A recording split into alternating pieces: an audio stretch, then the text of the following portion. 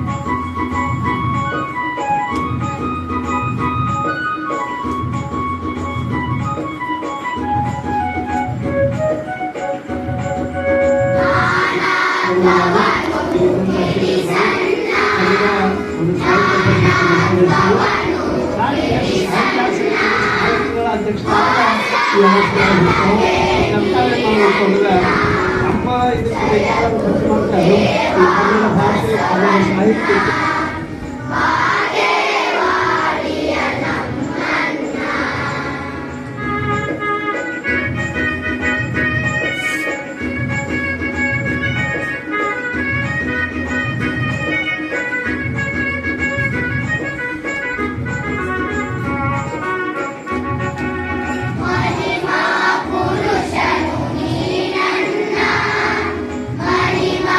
ಪುರುಷನು ನೀನನ್ನ